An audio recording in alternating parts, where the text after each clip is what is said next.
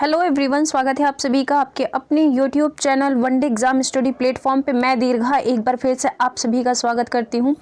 दोस्तों, जैसा कि आप सभी को पता है कि आपके सीटेट के एग्ज़ाम स्टार्ट हो चुके हैं। पहले फेज़ के एग्ज़ाम आपके 28 तारीख को यानी कि कल था आपका। तो इसमें जो है वो कुछ मोस्ट इंपॉर्टेंट क्वेश्चंस पूछे गए थे जो कि आज की क्लास में हमने रखे हुए हैं। इसलिए कोई भी साथी क्लास को स्किप करके नहीं जाएगा, ना ही कोई स्किप करके देखेगा। अगर आप लोगों ने आज की क्लास को स्किप किया तो आपको नहीं पता चल पाएगा कि आपका सीटेट ने 28 तारीख को जो पेपर हुआ है वो आपका किस तरह से उसमें ईवीएस के क्वेश्चन पूछे गए थे। तो आज हम डिटेल में डिस्क्राइब करेंगे आपको। इसी के साथ आपको कुछ थ्योरी से भी रिलेटेड बताएंगे चीज़ों को। तो आज की क्लास में आप सभी लोगों को एंड तक बने रहना है। जो भी साथी चैनल पे पहली बार विजिट कर रहे हैं तो प्लीज़ चैनल को सब्सक्राइब कर लीजिएगा। इसी के साथ नोटिफिकेशन बेल को प्रेस कर दीजिएगा ताकि आपको जितने भी आने वाली वीडियोज़ हैं उन सभी का नोटिफिकेशन आप तक पहुंचता रहे और आप सभी लोग जो है वो क्लास में टाइम से जुड़ जाएगा। ये देखिए, ये जो आपकी ईवीएस की क्लास होती है ये डेली 11 AM पे होती है, इसलिए बताने की कोई ज़रूरत नहीं है आप लोगों को। ज़रूरी नहीं है कि यूट्यूब जो है वो आपको नोटिफिकेशन पहुँचे, आप लोग डेली 11 AM पे जुड़ जाया करिए, ठीक है। और देखिए, सबसे बड़ी चीज़ ये है, कल जो आपका एग्ज़ाम हुआ था सीटेट का, तो उसमें काफ़ी लोगों ने अपनी तरह से बेफर्जी के क्वेश्चन जो कि पेपर में नहीं आए थे उनसे भी जो है वो काफ़ी लोगों ने काफ़ी चैनलों पे जाकर के वहाँ पर फालतू के क्वेश्चन की अपडेट दी है। लेकिन ऐसा कुछ भी नहीं है, हम आपको यहाँ पर एकदम ऑथेंटिक क्वेश्चन देंगे जो कि आपके सीटेट के एग्ज़ाम में पूछे गए हैं। तो सिर्फ उन्हीं क्वेश्चन को रखना है, इसलिए किसी को कोई कन्फ्यूज़न नहीं होनी चाहिए कि ये क्वेश्चन नहीं पूछा गया है या ये क्वेश्चन आया था या फिर नहीं आया था, है ना। तो चलिए स्टार्ट करते हैं आज की क्लास को और देखते हैं हम। तो देखिए, यहाँ पर पहला क्वेश्चन आपसे क्या कह रहा है कि पक्षियों के संबंध में कौन सा कथन सत्य है। आपका पक्षियों से संबंधित भी एक क्वेश्चन आया था, वो पूछा गया था आपका उल्लू पर, यानी कि ऐसा कौन सा पक्षी है जो 360 डिग्री में अपने नेक को रोटेट कर लेता है। तो वहाँ पर ऑप्शन में आपका उल्लू दिया था जो कि उसका एकदम सही आंसर था। तो इसी के साथ हम पक्षियों के बारे में थोड़ा सा डिस्कस करेंगे यहाँ पर। तो देखिए, यहाँ पर विकल्प इसमें क्या दे रखे हैं कि पक्षी की दोनों आँखें उनके सिर के दोनों तरफ होती हैं। तो देखिए, ये बात यहाँ पर एकदम बिल्कुल सही दे रखी हुई है। इसी के साथ कह रहा है कि पक्षी एक ही समय में दो अलग अलग चीज़ों पर ध्यान केंद्रित करते हैं। ये बात भी बिल्कुल सही है। सी कह रहा है कि जब पक्षी सीधे यानी कि जब सामने की ओर देखते हैं तो वो सिर्फ एक ही वस्तु पर ध्यान केंद्रित करते हैं। तो ये बात भी बिल्कुल सही है। जब पक्षी एकदम सामने की तरफ देखते हैं तो वो किसी एक ऑब्जेक्ट पे अपना जो ध्यान है वो केंद्रित कर पाते हैं। तो ये बात भी एकदम यहाँ पर सही दी गई है। डी कह रहा है कि अधिकतर पक्षियों की आंखें स्थिर होती हैं, अतः उन्हें देखने के लिए अपना सिर घुमाना पड़ता है। तो ये बात भी यहाँ पर एकदम सही दे रखी गई है। कुछ पक्षी आपके ऐसे होते हैं जिनकी आंखें जो होती है वो फिक्स्ड होती हैं, उन्हें देखने के लिए अपनी गर्दन को घुमाना पड़ता है। तो आंसर हमारा इसका क्या बन जाएगा, विकल्प चौथा वाला, यानी कि ये जितने भी ऑप्शन हैं ये सारे के सारे आपके एकदम सही दे रखे हैं। और इन सारे ऑप्शन को बहुत ही अच्छे से आपको पढ़ लेना है। हो सकता है आपके आने वाले एग्जाम में जो है वो स्टेटमेंट को लेकर के क्वेश्चन पूछ ले पक्षियों से रिलेटेड, ठीक है बात। बढ़ते हैं अगले क्वेश्चन की तरफ। क्वेश्चन नंबर 2 देखिए क्या कह रहा है कि सत्रिया शास्त्रीय नृत्य किस राज्य का है। विकल्प दे रखे यहाँ पर पश्चिम बंगाल, मिजोरम, असम या फिर उड़ीसा। सभी लोग आंसर करेंगे क्वेश्चन नंबर 2 के लिए। इसी के साथ सभी लोग जल्दी से क्लास को एक बार शेयर कर देंगे ताकि और भी बच्चे जुड़े और उन्हें पता लग सके कि आपका सीटेट के एग्जाम में जो है वो किस किस तरह से क्वेश्चन पूछे गए थे, ठीक है। तो जल्दी से एक बार सभी साथी क्लास को शेयर करेंगे। इसी के साथ क्लास पे अंगूठा भी चिपका देंगे, है ना। अब आंसर करेंगे सभी लोग 2 के लिए। तो देखिए, यहाँ पर बात किसकी गई है, सत्रिया शास्त्रीय नृत्य की। तो ये जो नृत्य है आपका ये है असम का शास्त्रीय नृत्य। आंसर हमारा क्या बनेगा, सी वाला बन जाएगा। बढ़ते हैं अगले क्वेश्चन की तरफ। क्वेश्चन नंबर 3 देखिए यहाँ पर क्या कह रहा है कि कोझिकोड किस राज्य में स्थित है। विकल्प दे रखे हैं उड़ीसा, केरल, कर्नाटक या फिर हिमाचल प्रदेश। सभी लोग आंसर करेंगे क्वेश्चन नंबर 3 के लिए कि आपका कोझिकोड जो है वो किस राज्य में स्थित है। तो देखिए, आपका जो कोझिकोड है वो आपका स्थित है केरल में। आंसर हमारा इसका क्या बनेगा, बी वाला बन जाएगा।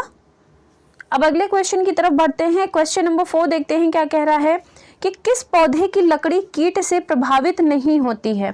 क्वेश्चन क्या कह रहा है यहाँ पर, कौन से ऐसे पेड़ की लकड़ी है जो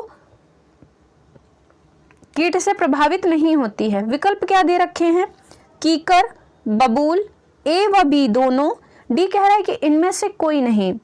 तो आप सभी लोगों को बताना है कि ऐसे कौन से पौधे हैं जिनके अंदर लकड़ियों में कीड़े नहीं लगते हैं। तो इसका हमारा आंसर क्या बनेगा, ये बन जाएगा सी वाला, यानी कि ए और बी दोनों। आपका कीकर, इसी के साथ जो आपको बबूल होता है, इसमें आपके कीड़े नहीं लगते हैं। और अगर हम बात करते हैं तो आपका एक खेजड़ी का वृक्ष भी है, आप सभी को पता होगा। तो ये जो है इस पेड़ की लकड़ी में भी कभी कीड़ा नहीं लगता है, तो इनसे जो है वो अपना फर्नीचर प्रिपेयर करवा सकते हैं। बढ़ते हैं अगले क्वेश्चन की तरफ।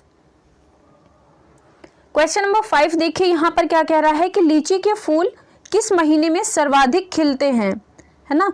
तो यहाँ पर खिलने की बात हो रही है कि लीची के फूल जो हैं वो किस महीने में सबसे ज़्यादा खिलते हैं। विकल्प दे रखा है जनवरी, फरवरी, मार्च या फिर अप्रैल में। आंसर करेंगे सभी लोग बहुत ही ध्यान से क्वेश्चन को पढ़ के।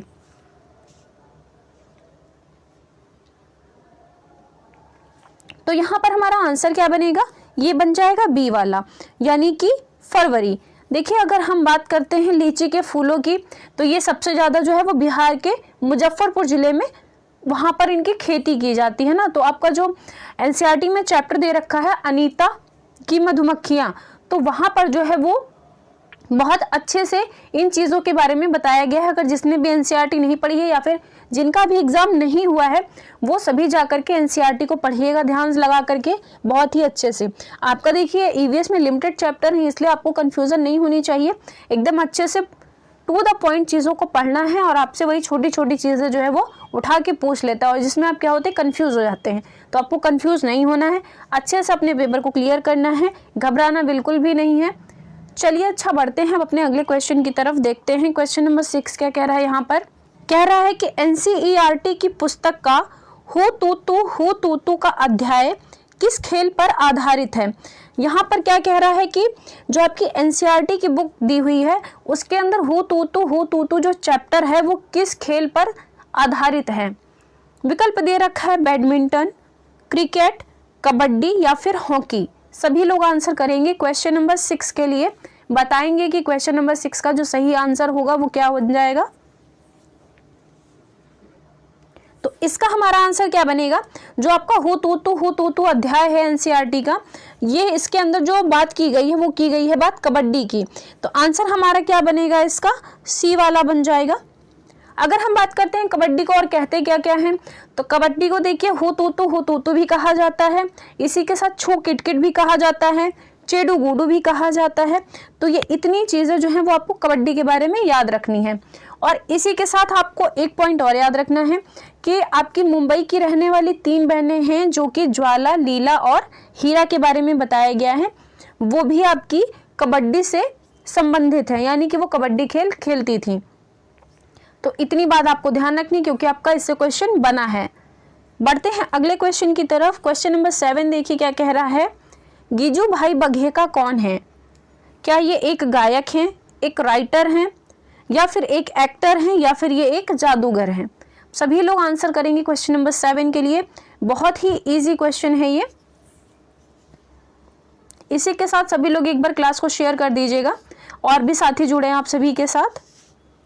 तो देखिए यहाँ पर आंसर क्या बनेगा हमारा, जो गिजू भाई बघेका हैं ये एक लेखक हैं, जो कि छोटे छोटे बच्चों की कहानियाँ, इसी के साथ जो पत्र होते हैं, इसी के साथ जो मज़ेदार किस्से वगैरह होते हैं, तो ये इन चीज़ों को वहाँ पर लिखते हैं। तो आंसर हमारा क्या बनेगा इसका, सी वाला, यानी कि जो आपके गिजू भाई बघेका हैं वो एक लेखक हैं। बढ़ते हैं अगले क्वेश्चन की तरफ। क्वेश्चन नंबर 8 देखिए यहाँ पर क्या कह रहा है कि 3 महीने के हाथी का वजन कितना होता है। विकल्प क्या दे रखे हैं, 200 किलोग्राम, 300 किलोग्राम, 800 किलोग्राम या फिर 900 किलोग्राम। देखिए आपका हाथी से जो है वो इस बार क्वेश्चन पूछा गया था, तो 1 नंबर यहाँ से आपका मान लीजिए, जिसका भी अगर अच्छे दिमाग से उसने अगर उस क्वेश्चन के आंसर को टिक किया होगा तो उसका 1 नंबर तो वहाँ पर बन गया होगा, है ना। तो अब आप लोगों को बताना है कि जो 3 महीने के हाथी का वजन होता है तो वो कितना होता है। तो यहाँ पर हमारा आंसर क्या बनेगा, ये बन जाएगा ए वाला, यानी कि 200 किलोग्राम जो होता है, जो आपका 3 महीने का हाथी होता है उसका वेट जो है वो 200 केजी तक होता है। अब चलिए थोड़ा सा हम हाथी के बारे में डिस्कस कर लेते हैं कि हाथी के बारे में एनसीईआरटी में क्या क्या पॉइंट्स दे रखे हैं। तो देखिए यहाँ पर क्या कह रहा है कि क्या तुम जानते हो, एक बड़ा हाथी एक दिन में 100 किलोग्राम से ज़्यादा पत्ते और झाड़ियाँ खा लेता है। क्या बात की गई है यहाँ पर एक पॉइंट बनता है आपका कि हाथी जो है वो एक दिन में कितने किलोग्राम तक झाड़ियां या फिर पत्ते खा लेता है। तो वो कितने खा लेता है, खाता है 100 किलोग्राम। ठीक है, तो आपको ये बात याद रखनी है। अगला कह रहा है कि हाथी बहुत कम आराम करता है। दूसरा पॉइंट आपका ये बन जाएगा कि हाथी जो होते हैं वो बहुत ही कम आराम करते हैं, ना कि ज़्यादा आराम करना पसंद करते हैं। कह रहा है कि यह एक दिन में केवल 2 से 4 घंटे ही सोता है। हाथी को पानी और कीचड़ से खेलना बहुत ही भाता है, इससे उसके शरीर को ठंडक मिलती है। वैसे उसके कान भी पंखे की तरह होते हैं, गर्मी लगने पर हाथी अपने कान हिलाकर हवा कर लेता है। तो देखिए यहाँ पर ये जितने भी बात की गई है हाथी के बारे में, ये सारे ही आपका स्टेटमेंट में देकर के सीटेट ने क्वेश्चन पूछ रखे हैं और आगे भी वो पूछेगा आपसे, इसलिए इन पॉइंट्स को बहुत अच्छे से याद कर लीजिएगा। अगला देखिए क्या कह रहा है यहाँ पर, नंदू तो सिर्फ 3 महीने का है। तो यहाँ पर जो ये चैप्टर का नाम है वो था नंदू हाथी। चैप्टर का नाम भी आपको याद करना है। इस चैप्टर का नाम क्या था, नंदू हाथी नाम था इसका। और यहीं पर दिया गया है कि जो आपका नंदू हाथी था वो 3 महीने में उसका वजन क्या था, वो था 200 किलोग्राम। जैसा कि मैंने आपको अभी क्वेश्चन भी कराया है, तो नंदू हाथी जो था वो उसका वेट था 3 महीने का 200 किलोग्राम। तो आपको ये भी ध्यान रखना होगा कि इसका जो वेट है वो 200 किलोग्राम है। तो ये सारे ही पॉइंट्स जो थे वो आपके हाथी से रिलेटेड थे। अब बढ़ते हैं आगे की तरफ। यहाँ पर देखिए क्या कह रहा है, ये भी आपका हाथियों के बारे में यहाँ पर दे रखा है। चलिए देखते हैं क्या कह रहा है कि तुमने पढ़ा है कि नंदू हाथी अपने झुंड के साथ रहता है। आप सभी को पता है कि हाथी झुंड में रहते हैं। कह रहा है कि हाथियों के झुंड में केवल हथनियाँ और बच्चे ही रहते हैं, यानी कि जो हाथी के झुंड होते हैं वहाँ पर सिर्फ हथनियाँ और जो उनके बच्चे होते हैं सिर्फ वो रहते हैं, वहाँ पर हाथी नहीं रहते उस झुंड में, है ना। आगे कह रहा है कि झुंड की सबसे बुजुर्ग हथनी ही पूरे झुंड की नेता होती है। एक झुंड में 10 से 12 हथनियाँ और बच्चे होते हैं। क्या कह रहा है यहाँ पर कि झुंड की जो सबसे बुजुर्ग यानी कि जो सबसे बूढ़ी हथनी होगी वो उस झुंड का नेता कहलाएगी। इसी के साथ हाथियों के झुंड में वो है 10 से 12 हथनियाँ और उनके बच्चे रहते हैं। आपको ये नंबर याद रखने पड़ेंगे, इस नंबर में आपको सीटेट जो है वो कंफ्यूज कर सकता है। तो सिर्फ 10 से 12 हथनियाँ और उनके बच्चे रहते हैं, ठीक है। आगे क्या कह रहा है कि हाथी 14 से 15 साल तक ही झुंड में रहते हैं, फिर वे झुंड छोड़ देते हैं और अकेले रहते हैं। नंदू भी जब 14 से 15 साल का हो जाएगा तो वह अपना झुंड छोड़ देगा। यानी कि यहाँ पर हाथी के बारे में क्या कह रहा है कि जो हाथी होते हैं वो 14 से लेकर के 15 साल तक ही झुंड में रहते हैं, उसके बाद वो झुंड अपने आप छोड़ करके चले जाते हैं, अकेले रहते हैं। तो ये भी हाथी से रिलेटेड कुछ फैक्ट्स हैं यहाँ पर जो कि एनसीईआरटी में आपके गिवन है। तो ये सारे पॉइंट आपको अच्छे से याद कर लेने हैं, ठीक है। बढ़ते हैं अपने अगले क्वेश्चन की तरफ। क्वेश्चन नंबर 9 देखिए यहाँ पर क्या कह रहा है कि ईवीएस की शिक्षिका एक चर्चा के दौरान बताती है कि राजस्थान के गांव के लोग स्थानीय रूप से उपलब्ध सामग्री से अपना घर बनाते हैं, जबकि मुंबई जैसे शहरों के लोग सीमेंट, ईंट, कांच और टाइल्स जैसे सामग्री खरीद कर घर बनाते हैं। इस चर्चा के आकलन के लिए सीखने का प्रतिफल क्या होगा। विकल्प दे रखे यहाँ पर, प्रयोग करना, तुलना और विश्लेषण करना, अवलोकन और रिकॉर्डिंग करना, या फिर विश्लेषण। तो देखिए यहाँ पर बात किसकी की गई है, जो राजस्थान के गांव होते हैं वहाँ पर जो उनके स्थानीय सामग्री उपलब्ध होती है, जैसे कि घास फूस हो गई, बांस हो गए, डंडे हो गए, छप्पर हो गया, खपरैल हो गया, तो इन सभी चीज़ों के द्वारा वहाँ पर घर बनाए जाते हैं। इसी की तरह अगर जब बात आती है सिटी की एक, तो वहाँ पर क्या होता है, ईंट से, सीमेंट वगैरह से, कांच, सरिया, आप लोगों ने देखा होगा, इन सभी चीज़ों से जो है वो वहाँ पर शहरों में घर बनाए जाते हैं। तो यहाँ पर एक तरह से यहाँ पर आपकी तुलना की जा रही है, यानी कि डिफरेंशिएट किया जा रहा है गांव को और सिटी को। तो आंसर हमारा क्या बनेगा यहाँ पर, तुलना करना और विश्लेषण करना, है ना। तो उन चीज़ों के बारे में बता भी रहा है आपको। तो आंसर क्या बन जाएगा इसका, हमारा बी वाला बनेगा।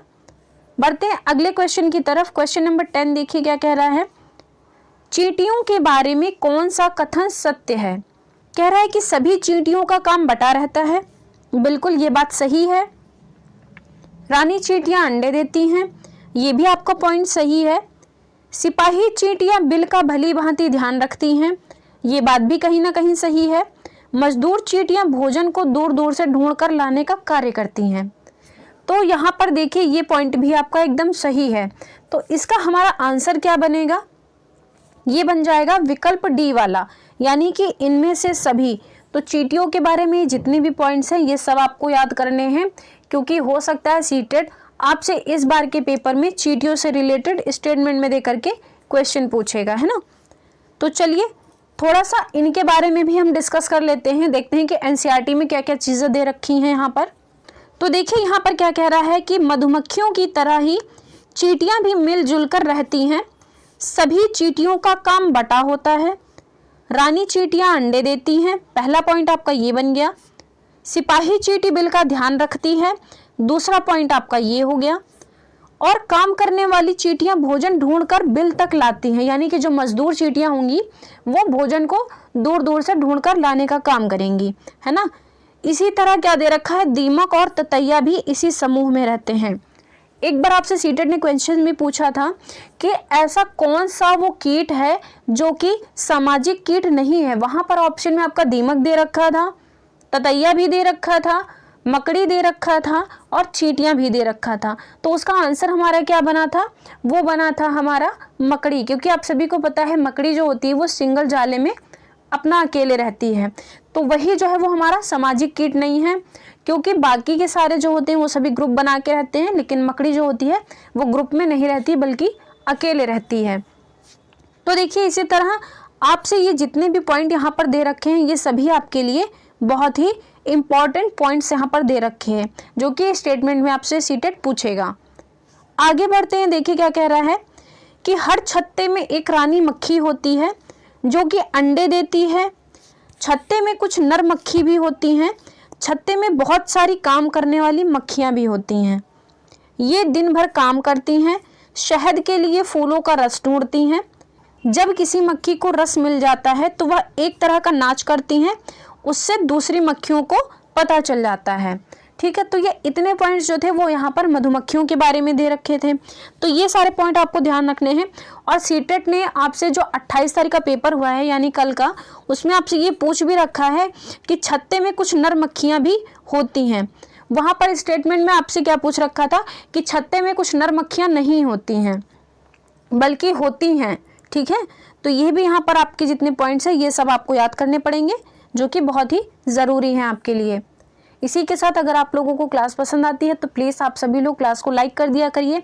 चैनल पे पहली बार आए हैं तो चैनल को सब्सक्राइब कर लिया करिए, ताकि आपको जितने भी आने वाली इन्फॉर्मेशन वीडियोज़ होती हैं वो सभी आप तक पहुँचती रहें। इसी के साथ जितने भी आपकी क्लास वाली वीडियो हैं वो भी आप तक पहुँचती रहें और आप सभी लोग जो है वो टाइम से क्लास में जुड़ जाया करिए, है ना। चलिए बढ़ते हैं आगे। क्वेश्चन नंबर 11 देखिए यहाँ पर क्या कह रहा है कि उत्तर की पहाड़ियों में बच्चे स्कूल जाने के लिए किस रास्ते से होकर जाते हैं। बात किसकी की गई है यहाँ पर, उत्तर की पहाड़ियों के बारे में। विकल्प क्या दे रखे हैं, मैदानी इलाके से, बर्फ से होकर, पुल से होकर या फिर इनमें से सभी। तो देखिए यहाँ पर क्वेश्चन नंबर 11 में उत्तर की पहाड़ियों की बात की गई है, तो यहाँ के जो बच्चे होते हैं वो बर्फ से होकर के अपने स्कूल जाते हैं। तो आंसर इसका क्या बनेगा हमारा, ये बन जाएगा बी वाला। इसी के साथ थोड़ा सा हम डिस्कशन कर लेते हैं और विकल्प का। कह रहा है कि मैदानी इलाके से लोग कैसे जाते हैं। तो यहाँ पर देखिए लोग बैलगाड़ी का प्रयोग करके मैदानी इलाकों से जाते हैं। ठीक है, किस चीज़ का प्रयोग करके, बैलगाड़ी का प्रयोग करके। अगर हम बात करते हैं पुल से होकर के कहाँ के बच्चे जाते हैं, तो ये आपके असम के बच्चे जाते हैं। जो भी जितने भी असम राज्य के बच्चे होते हैं वो सभी स्कूल जाने के लिए जो आपका बांस से बना पुल होता है उससे होकर के वहाँ पर स्कूल पहुँचते हैं। ठीक है बात, तो ये आपके ऑप्शन क्लियर हो गए। बढ़ते हैं अगले क्वेश्चन की तरफ। क्वेश्चन नंबर 12 देखिए क्या कह रहा है यहाँ पर, फूलों की घाटी किस राज्य को कहा जाता है। ये भी आपका क्वेश्चन पूछा गया था। विकल्प दे रखे हैं जम्मू कश्मीर, उत्तराखंड, हिमाचल प्रदेश या फिर अरुणाचल प्रदेश। सभी लोग आंसर करेंगे क्वेश्चन नंबर 12 के लिए कि फूलों की घाटी जो है वो किस राज्य में स्थित है। तो देखिए इसका हमारा आंसर क्या बनेगा, ये बन जाएगा बी वाला, यानी कि उत्तराखंड। एक चीज और बता देते हैं, कल के पेपर में आपसे उत्तराखंड से रिलेटेड एक क्वेश्चन आया था कि जिम कॉर्बेट नेशनल पार्क कहाँ स्थित है। देखिए हम लोगों ने सोचा था कि इस बार जो है वो सीटेट कुछ बदलाव करेगा विकल्प में, लेकिन ऐसा कुछ नहीं था, वहां पर रामगंगा नेशनल पार्क नहीं दिया गया था, वहां पर आपका सीधे यही उठा के रख दिया गया था जिम कॉर्बेट नेशनल पार्क, है ना। तो उसका आंसर जो बना था हमारा वो बना था जिम कॉर्बेट नेशनल पार्क, जो कि उत्तराखंड राज्य में स्थित है। तो हो सकता है आपके आने वाले सीटेट में जो है वो फिर से इस बार का ऐसा ही क्वेश्चन उठा के रख दे और आपसे पूछ ले, है ना। तो इतनी बात आपको यहाँ से याद रखनी है। बढ़ते हैं अगले क्वेश्चन की तरफ। क्वेश्चन नंबर 13 देखिए क्या कह रहा है। मलयालम भाषा में पिता के छोटे भाई की पत्नी को क्या कहा जाता है। मतलब कि पिता के छोटे भाई की पत्नी, यानी कि वो हमारी क्या लगेंगी, चाची लगेंगी, तो उन्हें हम मलयालम भाषा में क्या कहेंगे। विकल्प दे रखे हैं कुंजम्मा, अमूम्मा, वलीयम्मा या फिर सहोदरी। सभी लोग आंसर करेंगे क्वेश्चन नंबर 13 के लिए, कोई भी गलत आंसर नहीं देगा। और सभी साथी एक बार जल्दी से क्लास को शेयर कर दीजिएगा ताकि और भी आपके साथ साथी जुड़ सके और इस क्लास का बेनिफिट ले, है ना। उनको भी पता लगे कि जो है वो किस किस तरह से क्वेश्चन पूछे जा रहे हैं, ताकि उनकी तैयारी जो है वो और बेहतर हो सके।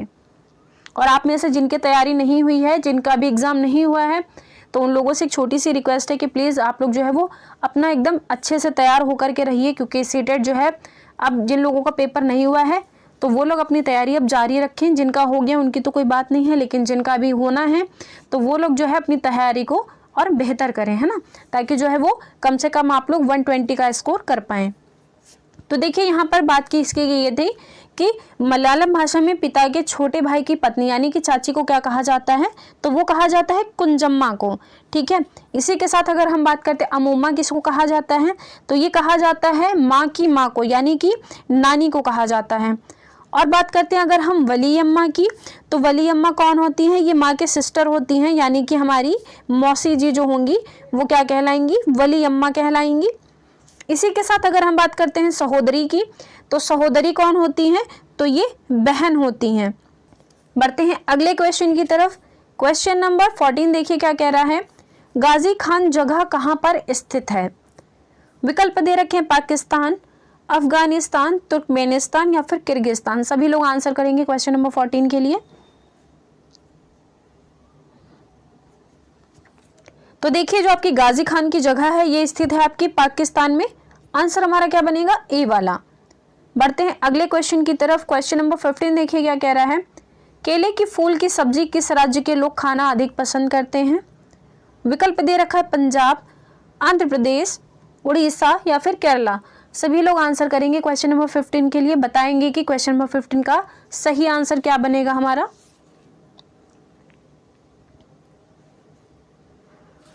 तो इसका जो सही आंसर बनेगा वो हमारा डी वाला बन जाएगा। ठीक है, इसी के साथ अगर हम बात करते हैं महाराष्ट्र की, तो महाराष्ट्र में जो वहाँ के लोग हैं वो सभी सहजन के फूल की पकौड़ी आदि खाना पसंद करते हैं। और अगर हम बात करते हैं उत्तर प्रदेश की, तो उत्तर प्रदेश में आपका जो कचनार के फूलों की सब्जी होती है वो वहाँ के लोग खाना पसंद करते हैं। ठीक है, तो इतने पॉइंट्स आपको ये भी याद रखने हैं एक्स्ट्रा में। बढ़ते हैं अगले क्वेश्चन की तरफ। क्वेश्चन नंबर 16 देखिए क्या कह रहा है। कर्नाटक में बैलों को बांधकर किससे बीज बोया जाता है, उसे कहते क्या है वहां पर, है ना, तो ये बताना है आपको। विकल्प देखिए क्या दे रखे हैं यहाँ पर, इलीगे, कुरीगे, खुंटी या फिर इनमें से सभी कहेंगे। आंसर करेंगे सभी लोग। इसी के साथ सभी लोग एक बार क्लास को लाइक कर देंगे जितने भी नए साथी जुड़े हैं, और चैनल को सब्सक्राइब कर लेंगे। तो देखिए यहाँ पर किसकी बात की गई है, कर्नाटक में बैलों को बांधकर किससे बीज बोया जाता है। आप सभी को पता है कि आप लोगों के जो दादा बाबा रहे होंगे कभी, अगर आप लोगों ने देखा होगा हल को, पुराने जमाने में लोग जो है वो हल से खेती करते थे, तो वो जो आपका हल था उसे ही वहां पर कुरीगे कहा जाता है। क्या कहा जाता है वहां पर, उसे कुरीगे कहा जाता है। तो आंसर हमारा क्या बनेगा, इसका बी वाला बनेगा। इसी के साथ अगर हम बात करते हैं इलीगे की, तो इलीगे जो होता है आपका, ये जो आपकी जब फसल तैयार हो जाती है, जब वो आपके घर आ जाती है, तो जो आपकी फसल होती है उसको काट के रखा जाता है अलग, लेकिन जो उसका फालतू का जो सूखा हुआ आगे का हिस्सा होता है, प्लांट्स वगैरह जो होते हैं सूख जाते हैं, उसे वो काट के अलग कर दिया जाता है। उसमें जो आपकी धातु प्रयोग की जाती है कुछ इस तरह से होती है आपकी, आप लोग देखा होगा, आप लोगों ने हंसिया वगैरह गांव में यूज होती हैं, तो इसी हंसिया को वहां पर क्या कहते हैं, इलीगे कहा जाता है। क्या कहते हैं, इलीगे कहा जाता है। इसी के साथ अगर हम बात करते हैं खुंटी की, तो खुंटी होती है वो जहां पर आपकी जो कर्नाटक में जो खेत होते हैं वहाँ के, उन्हें मिट्टी को खोद करके जब नरम बनाया जाता है तो वो इसे खुंटी की मदद से वहाँ पर खोद के उसे नरम बनाते हैं मिट्टी को, है ना। तो आई होप मैंने ये जितने भी आपके ऑप्शन थे ये सभी मैंने आपको क्लियर कर दिए हैं, अब आपको पता लग गया होगा, है ना। तो खुरीगे किसको कहते हैं आम बोलचाल की भाषा में? इसे हल कहा जाता है। और इसे क्या कहते हैं? इसे हसिया बोलते हैं, लेकिन मुझे तो नहीं पता आप लोगों के यहाँ क्या बोलते हैं। अब ये इमेज मैंने बना दी है, आप लोग अपना देख के पहचान लीजिएगा, ठीक है। इसी के साथ जब खुंटी की बात करते हैं तो एक औजार सा होता है सीधा सीधा, उसी से वो खोद खोद के उसे नरम कर देते हैं। बढ़ते हैं अगले क्वेश्चन की तरफ। क्वेश्चन नंबर 17 देखिए क्या कह रहा है कि कौन सा पक्षी गर्मियों में टुक टुक की आवाज निकालता है? विकल्प क्या दे रखे हैं यहाँ पर? फाख्ता पक्षी, कबूतर, शक्करखोरा या फिर बसंत गौरी। अब सभी लोग आंसर करेंगे क्वेश्चन नंबर 17 के लिए कि इसका जो सही आंसर बनेगा वो क्या बन जाएगा हमारा। तो देखिए जो पक्षी है आपका गर्मियों में टुक टुक की आवाज निकालता है, आप लोगों ने देखा होगा पेड़ में से ठक ठक ठक ठक आवाज आती रहती है ना, तो ये जो होती है ये बसंत गौरी होती है। आंसर हमारा क्या बनेगा इसका? डी वाला बन जाएगा। बढ़ते हैं अगले क्वेश्चन की तरफ। क्वेश्चन नंबर 18 देखिए क्या कह रहा है यहाँ पर कि पक्षियों की छोटी गोल चोंच किस काम आती है? आप लोगों ने देखा होगा तोता वगैरह की कुछ चोंच इस तरह से होती है ना, छोटी सी होती है ऐसे। तो इस तरह की जो चोंच होती है पक्षियों की वो किस काम में लाते हैं पक्षी? कह रहा है कि मांस को फाड़ने के लिए, मछली को पकड़ने के लिए, अनाज के दानों को फोड़ने के लिए या फिर इनमें से कोई नहीं। अब सभी लोग आंसर करेंगे क्वेश्चन नंबर 18 के लिए।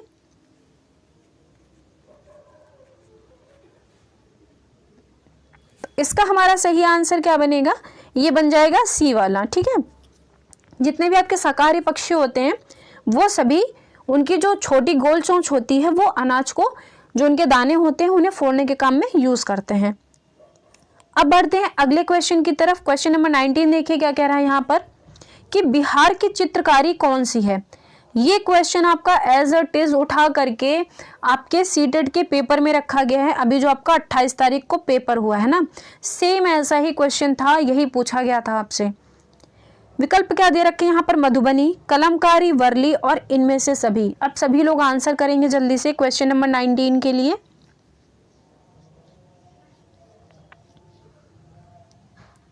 तो देखिए इसका हमारा सही आंसर क्या बनेगा? ये बन जाएगा ए वाला, यानी कि मधुबनी पेंटिंग जो है, यानी कि जो आपकी मधुबनी पेंटिंग है वो आपकी बिहार की फेमस चित्रकारी है, ठीक है।